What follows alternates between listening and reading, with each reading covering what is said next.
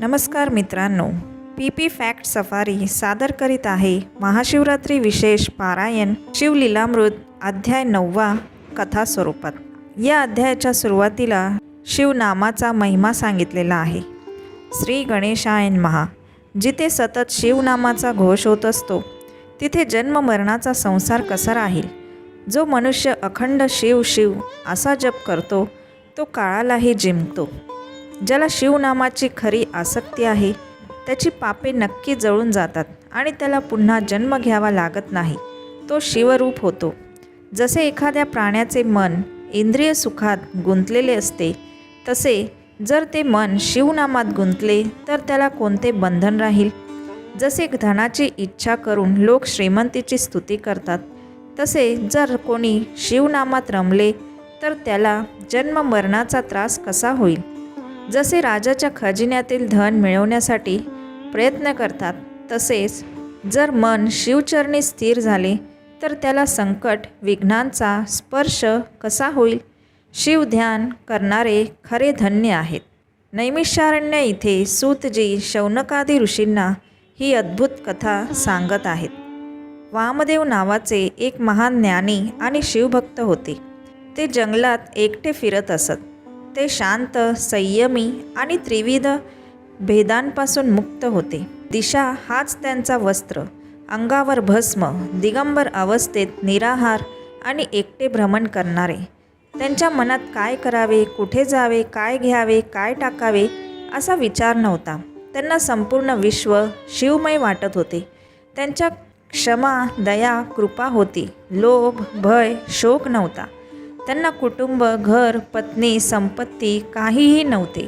ते सत्यवचनी, मन, वाणी आणि शरीर संयमी होते। शिवस्मरणा वाचून दुसरे काहीही न बोलणे हेच त्यांचे मौन होते। सर्व जीवांचा उद्धार करण्यासाठी त्यांनी हे रूप धारण केले होते। ते जीवांना तारण्यासाठी फिरत असत। सृष्टीतील कार्यकारणाच्या पलीकडे जाऊन ते आत्मस्वरूपात समाधानी झाले होते। त्यांच्या तेजामुळे अग्नीचे दाहकत्व जळून गेले, वाऱ्याचे चंचलत्व नाहीसे झाले। एकदा ते ध्यानाला बसले होते तेव्हा एक भयानक ब्रह्म राक्षस तिथे आला। त्याचे शरीर भयानक, कपाळावर शेंदूर, डोळे अंगारासारखे लाल, अतिशय भुकेला, तहानलेला आणि हिंस्त्र होता। त्याने अनेक जीव खाल्ले होते। अचानक त्याने वामदेवांना पाहिले। तो धावत गेला आणि त्यांना मिठी मारली। त्यांना मिठी मारताच त्या राक्षसाची बुद्धी बदलली। वामदेवांच्या अंगावरील भस्म त्याच्या अंगाला लागले आणि त्याचा असुरभाव नष्ट झाला। तो शुद्ध सात्विक झाला। पण वामदेवांना याची काहीच जाणीव नव्हती। ते समाधिस्थ होते। त्यांना सुख, दुःख, उष्ण, शीत, निंदा, स्तुती, रोग, भोग काहीही कळत नव्हते। ते देशात की परदेशात फिरत आहेत याचेही त्यांना भान नव्हते। ते ब्रह्मानंदात मग्न होते। त्या राक्षसाला त्यांच्या स्पर्शाने आपल्या हजारो जन्मांची आठवण झाली। तो पूर्णपणे बदलला। त्या राक्षसाचा उद्धार झाला। तो दिव्य रूप धारण करून प्रेमाने वामदेवांच्या चरणी पडला आणि त्यांची स्तुती करू लागला। राक्षस पुढे म्हणाला, हे गुरुवर्या, तुमच्या दर्शनाने मी पूर्ण पवित्र झालो। तुमच्याशी बोलताना मला वाटते की मी शिवपदाला जाईन। तुमच्या कृपेने मला माझ्या हजारो जन्मांची आठवण झाली। पण विशेषतः मागील 25 जन्मांपासून मी जी भयंकर पापे केली ती आता मी तुम्हाला क्रमाने सांगतो। पूर्वी मी दुर्जय नावाचा राजा होतो। तरुणपणी मी फार क्रूर आणि दुराचारी होतो। मी ब्राह्मण आणि प्रजेला खूप त्रास देत असे। प्रजेला मारहाण करत असे। वेद, पुराण, शास्त्र काय आहेत हे मला माहीत नव्हते। स्वप्नातही धर्माचा विचार मी कधी केला नाही।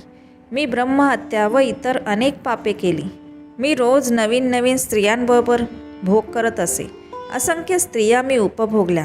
त्यांना कैद करून ठेवत असे जेणेकरून दुसरा कोणी त्यांना पाहू नये। त्या रडत मला शाप देत। ब्राह्मण राज्य सोडून पळून गेले। मी गावोगाव फिरून स्त्रिया पकडून आणत असे। 300 ब्राह्मण स्त्रिया, 400 क्षत्रिय कुमारिका, 1000 वैश्य स्त्रिया, 1000 शूद्र स्त्रिया, 400 चांडाळ स्त्रिया, 1000 मातंग कन्या, 500 चर्मकार कन्या, 400 धोब्यांच्या स्त्रिया, असंख्य वेश्यागण, 500 महार स्त्रिया असे 18 वर्णातील स्त्रिया भोगूनही माझे मन कधी तृप्त झाले नाही। मी रोज मद्यपान करत असे, जे खाऊ नये तेही खात असे. अशा पापांमुळे मला क्षयरोग झाला आणि मी लवकरच मेलो. मरणानंतर यमदूतांनी मला पकडले आणि यमपुरीत नेले. तिथे मला भयंकर यातना दिल्या. लाल तापवलेल्या तांब्याच्या जमिनीवर चालवले. तापलेल्या लोखंडी खांबाला मिठी मारायला लावली. उकळत्या तेलात टाकले. नरकातील घाण पाजली. तीक्ष्ण पक्ष्यांनी डोळे फोडले. कुंभीपाक नरकात शिजवले. तापलेल्या लोखंडी दांड्यांनी मारले. जीभ, नाक, कान कापले. हातपाय तोडले. पोट फाडले. गुप्तांग छेदले. शरीरावर जळते शस्त्र रोवले. सुया टोचल्या. दगडांनी चिरडले. विष्ठा मूत्र जबरदस्तीने खायला दिले. कुत्रे सोडून फाडून खाल्ले. उखळीत घालून मुसळाने कुटले. नाकातून विषारी औषधे दिली. विंचू सोडले. साप चावायला लावले. जळत्या अग्नीने भाजले. पर्वतावरून ढकलले. आतडी काढून खायला दिली. उलटे टांगले. लोखंडी नखांनी फाडले. उकळते शिसे पाजले. करवतीने शरीराचे तुकडे केले. सुळावर उलटे टांगले. अशा असंख्य यातना मी 3000 वर्षे भोगल्या. नंतर त्या नरकातून बाहेर पडल्यावर मला प्राण्यांचे जन्म मिळाले. वाघ, अजगर, लांडगा, डुक्कर, कुत्रा, कोल्हा, गवा, माकड, गाढव, मुंगूस, कावळा, बगळा, वनकोंबडा, गिधाड, मांजर, बेडूक, कासव, मासा, उंदीर, घुबड, बैल, उंट, निषाद आणि आता राक्षस अशा अनेक जन्मात मी फिरत राहिलो. हे स्वामी, तुमच्या दर्शनामुळे मला माझ्या 1000 जन्मांची आठवण झाली. तुमच्या कृपेने मी पवित्र झालो. तो पुढे म्हणाला, जसे गंगा स्नानाने पाप नष्ट होते, जसे सूर्य उगवल्यावर अंधार नाहीसा होतो, जसे कल्पवृक्ष दारिद्र्य दूर करतो, तसे तुमच्या दर्शनाने माझे पाप, ताप, दैन्य सर्व नष्ट झाले. यानंतर वामदेव योगी बोलू लागले. ते म्हणाले, एक ब्राह्मण होता. तो फार पापी होता. तो शूद्र स्त्रीबरोबर राहू लागला. योग्य वेळ साधून त्याने त्या स्त्रीच्या नवऱ्याला मारले. त्या ब्राह्मणाला गावाबाहेर काढले. कोणी त्याचा अंत्यसंस्कार केला नाही. यमदूत त्याला घेऊन गेले आणि त्याला यातना देऊ लागले. त्यावेळी एका शिव मंदिरासमोर महाशिवरात्रीच्या दिवशी भक्त पूजा करत होते. तिथे शिवलिंगासमोर भस्म पडले होते. एक कुत्रा तिथे येऊन बसला. त्या भस्माने त्याचे अंग माखले गेले. नंतर तो कुत्रा त्या ब्राह्मणाच्या प्रेताजवळ गेला. त्याच्या अंगावरील भस्म त्या प्रेताला लागले. त्या भस्माच्या स्पर्शाने तो ब्राह्मण पापमुक्त झाला. यमदूत त्याला सोडून गेले. शिवदूतांनी त्याला विमानात बसवले आणि कैलासाला नेले. अशा प्रकारे भस्मामुळे त्याचे सर्व पाप नष्ट झाले. राक्षस हात जोडून विचारतो, हे स्वामी, या भस्माचा महिमा काय आहे? कोणते भस्म उत्तम? शिवभक्ती कशी करावी? कोणता नियम पाळावा? हे कृपया मला सांगा. राक्षसाच्या या प्रश्नावर वामदेवांनी शिवाचे उत्तम चरित्र सांगायला सुरुवात केली. मंदर पर्वत फार पवित्र आहे. तो 11,000 योजन उंच आहे. एकदा त्या पर्वतावर त्रिनेत्री भगवान शिव बसले होते. त्यांच्या सभोवती यक्ष, गण, गंधर्व, किन्नर, पिशाच, देव, उपदेव सर्वजण बसले होते. भगवान विष्णू, ब्रह्मदेव आणि इंद्रसुद्धा शिव ध्यान करत होते. सर्व भूतांचा मोठा मेळावा मंदर पर्वतावर जमला होता. वीरभद्र, गणेश, 60 कोटी गण आणि नंदी पुढे विराजमान होते. तिथे सनत कुमार आले. त्यांनी साष्टांग नमस्कार करून शिवाची स्तुती केली. त्यांनी अंगावर विभूती लावली आणि शिवांना विचारले, विभूती कशी बनवावी? त्रिपुंड्र कसे लावावे? भस्माचा महिमा काय? कृपा करून मला सांगा. तेव्हा भगवान शिव सांगू लागले, गाईचे शेण स्वच्छ करून मातीचे कण काढून चांगले वाळवावे. त्याचे भस्म तयार करावे. तीच शुद्ध विभूती आहे. ही विभूती कशी लावावी तर प्रथम अंगठ्याने लावावे. डोक्यावर वरच्या बाजूस वेडावे. पहिले बोट वापरू नये. कनिष्ठिका वेगळी ठेवावी. 2 बोटांनी कपाळावर लावावे. अंगठ्याने मधली रेषा काढावी. 3 आडव्या रेषा लावावेत. तर्जनी न वापरता संपूर्ण अंगावर 3 रेषा नक्की लावाव्यात. भस्म हे शिवाचे भूषण आहे. मद्यपान, ब्रह्महत्या, गोहत्या भस्म लावल्याने अशा मोठ्या पापांचा नाश होतो. वामदेवांनी हा भस्म महिमा ब्रह्म राक्षसाला सांगितला. तेव्हा दिव्य विमान आले. तो असुर दिव्य रूप धारण करून कैलासावर जाऊन राहिला. वामदेव मात्र पृथ्वीवर स्वेच्छेने भ्रमण करू लागले. सत्संग फार मोठा असतो. वामदेवांच्या संगतीने असुर तारला गेला. सूत मुनी पुढे अजून एक कथा सांगतात.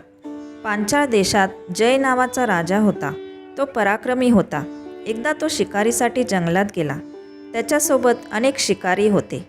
वनात फिरताना एक शबर भक्त एका मोडक्या शिवमंदिरात गेला. तिथे एक सुंदर पंचसूत्री अखंड शिवलिंग पडलेले होते. तो लगेच राजाला दाखवायला गेला. राजा म्हणाला, हे लिंग चांगले आहे, पण ते भावपूर्वक पूजले पाहिजे. फक्त दिखावा करून पूजा केल्याने उपयोग नाही.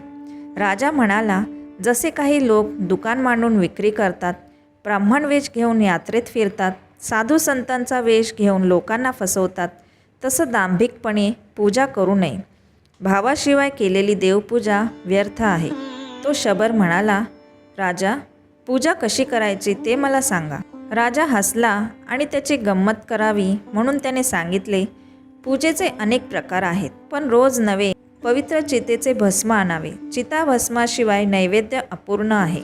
राजाने सांगितलेले शिवभक्तीचे नियम शबराने मनापासून मान्य केले. तो शिवलिंग घरी घेऊन आला आणि पत्नीला सगळा प्रकार आनंदाने सांगितला. शुभमुहूर्तावर त्यांनी घरात शिवलिंगाची स्थापना केली. दोघे पती पत्नी एकनिष्ठ भावाने रोज पूजा करू लागले. ते रोज नवे चिताभस्म आणत. दोघे एकाग्रतेने पूजा करत. शबरी सुंदर नैवेद्य बनवत असे. दोघे हात जोडून भक्तिभावाने शिवाची स्तुती करत. असे अनेक दिवस नित्यपूजन चालू राहिले. त्यांची निष्ठा पाहण्यासाठी शिवाने एक अद्भुत प्रसंग घडवला. एके दिवशी चिताभस्म कुठेच मिळाले नाही. शबराने खूप शोध घेतला. पृथ्वीवर फिरला, पण भस्म मिळाले नाही. तो निराश होऊन घरी आला आणि पत्नीला सांगितले. शबरी चिंतेत पडली. ती म्हणाली, चिताभस्माशिवाय पूजा कशी करायची? शबराने भस्माशिवाय नैवेद्य अर्पण करायचा नाही असा निश्चय केला. शबरी म्हणाली, हे नाथ, माझे शरीरच जाळा, त्याचे भस्म करा, त्याने शिवपूजा करा.